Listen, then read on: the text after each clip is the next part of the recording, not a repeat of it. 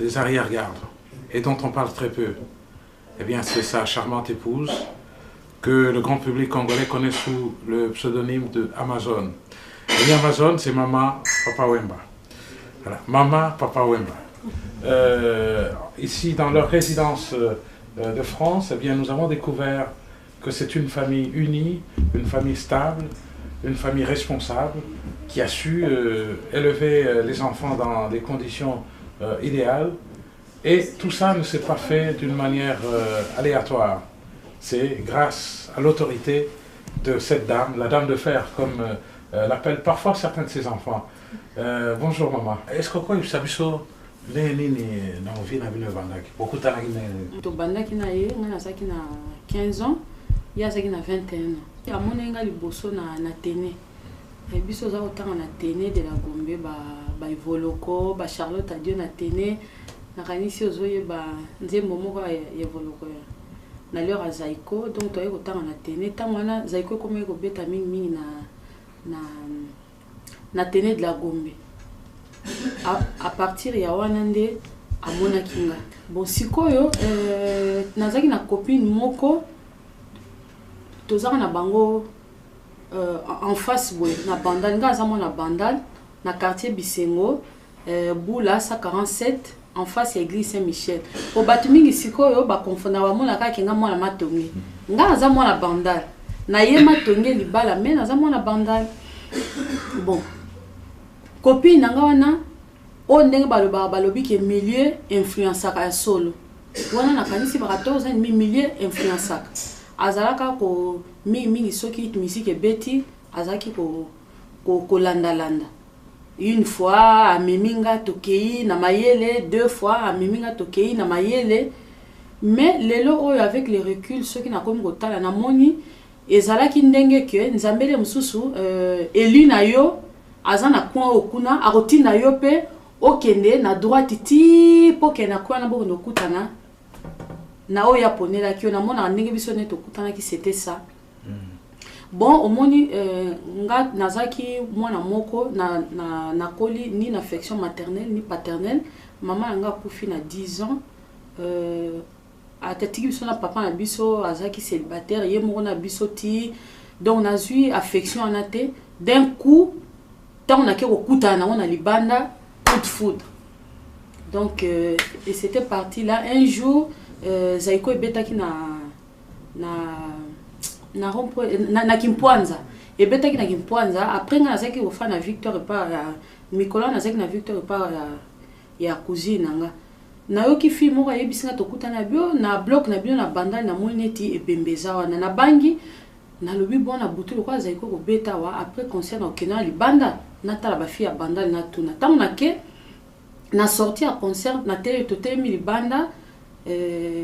na moni ba fi ya bandal bona ndi ko tuna ba bino na bloc na bino na 4e porte ne papa na kufi boy na boy Jules bazai ko bimambala moko amoni nga wana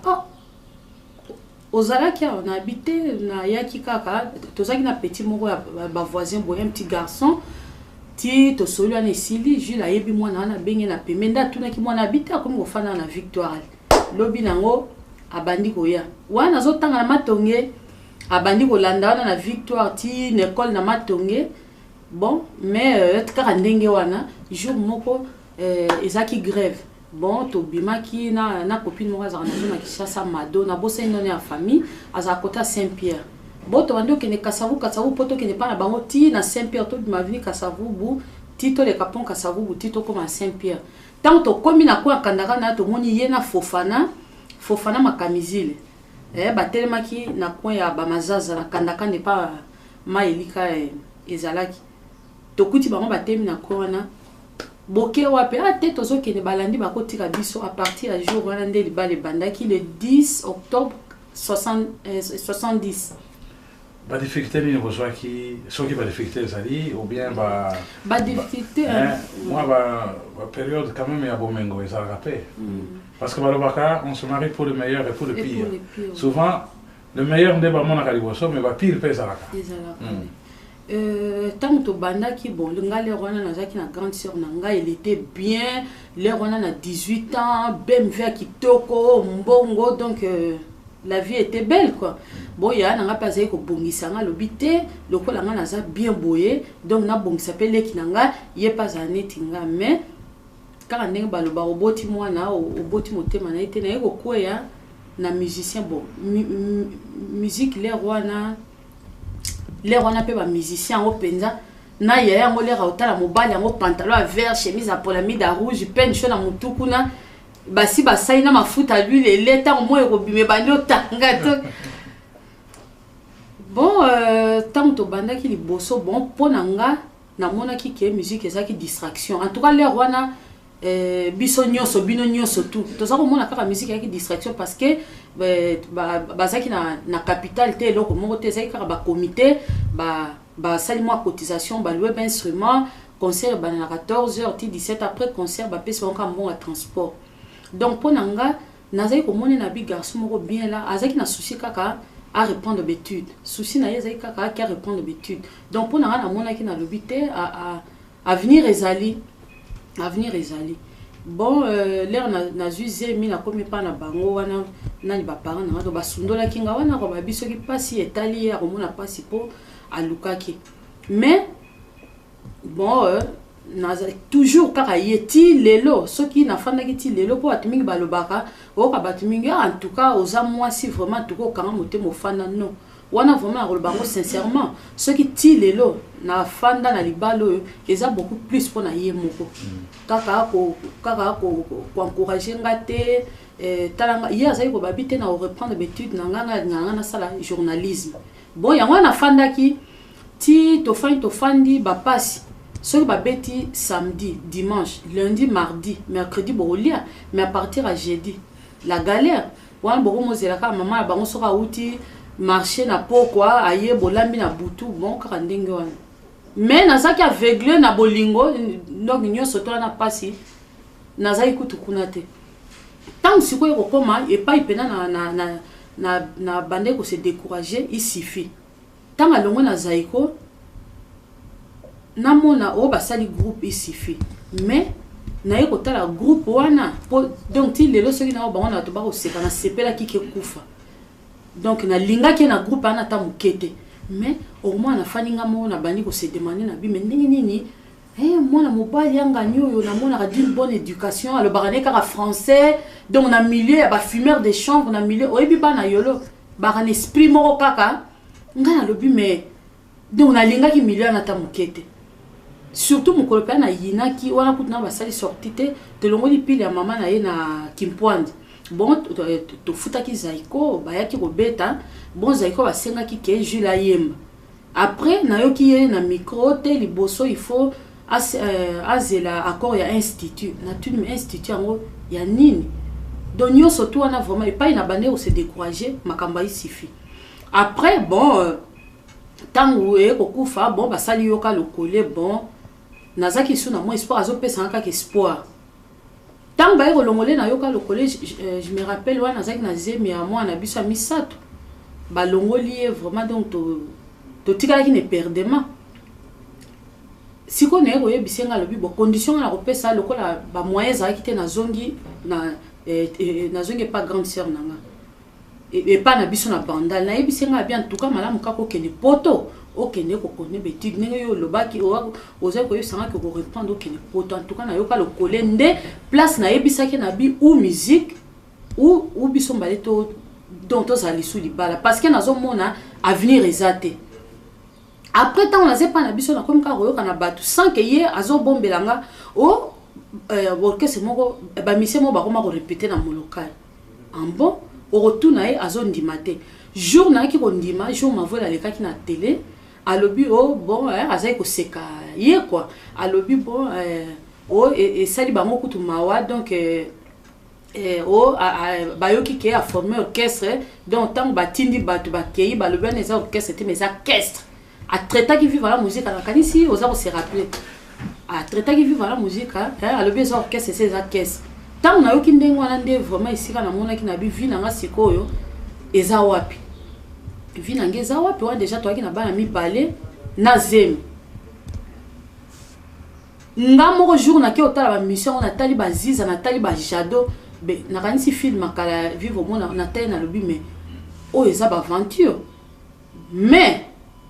jour bato bakendeki na concert test basaki na moloka avant sortie, oza se rappeler. Donc qui ça c'est ko ningana. Donc vivre la musique à partir à jour wana nde motema yanga yeko kita ba yeko sala sortie nde na yeko banabi en tout cas na moni chance ne eza lango ka côté wana. Mais toujours ayebisanga kaka non ngai na lobaki bana na robota na mwasi na donc to vivre na bango na poto bana nga fo bakola na poto boye na bo boye na bo. Bon, est-ce que en tant que compagne naie il est plus facile, est-ce qu'il est facile de vivre avec un musicien qui s'appelle Papa Wemba? Eza passe. Eza passe. Na musicien, le quoi Papa Wemba, eza passe. Car on est na haute évolution na bingaye musicien en tout cas na concert on a monté que ça soit na famille nanga ou alors na bateau na eba na bango na concert raté. En tout cas na concert raté. Parce que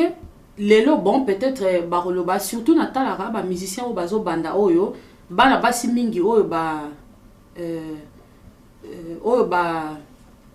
bazo bala na bango bon bazu batina ndaku bon eza koloba mabete bato ba interpréter mabete nazo ba vérité oyo ezo uta motema nanga bon na yoka na lobby surtout bango tango bazo banda wana a profiter na succès na été. Pour bango bazali yo fanda wana mais il faut sakana il faut profiter de succès na au moni. Donc il y a un azolo ba musicien en tout cas on a concert raté. Bon ngai peut-être chance o naza nango mi kon surtout na répéter ngo donc nazwa mobile yo naza na ye bon ceux qui na talié sur scène amoni musicien na moni Papa Wemba na l'air wana na michi na lobi ke Papa Wemba donc ngape aza idole nanga le quoi appelle bateau ba fait na salle bazota aller sur scène au moni naza fanatique na ye aza idole nanga mais ceux qui siko Nathalie na ndako Jules Nathalie na ndako ndenge to fandaka makambo na yoka na libanda peut-être na omona wo lokuta eloko ebikisange pa na ye yango wana eloko ebikisange pa na yango wana donc na s'imposer na kati ndako na s'imposer ndenge bato balo ndenge le musu bana o des fois na traumatisaka na papa na bango non omoni po bango soki o s'imposer ndenge wana te donc okokate. Bon lelo bozwi disque d'or sentiment ni neza ndako sentiment ni neza ndako disque d'or wana mukola no sakinga et ça là qui 2 jours hein 2 jours na mona kaka carton mo na chambre na bon po na nga yebi ke photo. Bon, 2 jours après, bon, 3e jour, quand on a passé aspirateur, bon, quand même, il faut natal. En plus, une curiosité, moi, je fouille partout. Et pas na biso ba lobakao, ba maman soro ke ba pesa ratoliote, et poche à mobile ba fouillaraté au bébé ba moi je fouille partout. Ngana fouillaka. Il faut na yeba et loko ni ezali faut ngana fouillaka partout. Na fungo été, wana mena yebité 2 jours et loko fait na ndako na fouillete. Ngamona kama le lendemain à 4 h du matin. Hier ce qui pongé sili il faut pe olamuka. Wana ali abandi ko loba po ye aloba mingi te sora bandi ko loba o profiter les wana bolobi. Abandi ko loba nanga kaka ye ka conseil boyna boye abitala kutu po na zela ki na yebisa yo omoni carton wana nga abi carton pa bi carton to la na ona muto ambeto abi carton wana déjà disque d'or parce qu'avant une semaine na ranisi cassette mo bato monaki tant vas être interviewé aloba ki souci na yeza kaka disque d'or alamuki Nathalie 4h22 alamuka ki na 4h wana alamuka rapoti à la 5h ki ko sala cross na moni alamuki afungoli carton wana na moni alaki singa bon l'heure wana na motema nanga eloko liboso na lobaki na lobi gloire à Dieu. Mais ti lelo na réaliser on a été bon nazo mona kaka ndenge ya ayebisaki bata biso za famille ba champion. Donc tellement que tu gagnes trop donc to kamera na biso susu eloko te. Et là na wana ndako soki na le karango wana pona ba mama ya Congo na lingaki na yebisa bango kaka eloko moko nazali ko banabi ata soki na ke il faut vraiment ba débat il faut salama ba maman toza sou ko assumer responsabilité na biso te na fandaki na Kinshasa na kanisi 9 mois hein kala biso to ko fana en face ya église chaque samedi au romona 2 ou 3 mariages hein? Chaque samedi 2 ou 3 mariages chaque samedi na ba quartier au romona nini mais sikoyo na fandi na Kisasa okende kotala famille boyo kokutaka na quartier mwana abota mwana abota mwana sabo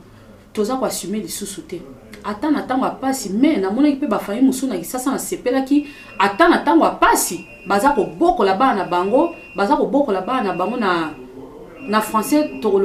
na savoir vivre na o ba kongo ba na luzitu nyonso tu hein na respect na mona en tout cas il faut to zonga ndenge na bane 70 na bane 70 na bane 80 hein na bane 80 ne ba mama toza ko assumer siko ba mama toza ko assumer te donc tozo tika vie ya bana et que de cas en péril que ça soit bana mibali que ça soit bana basi donc il faut to zonga na place na biso.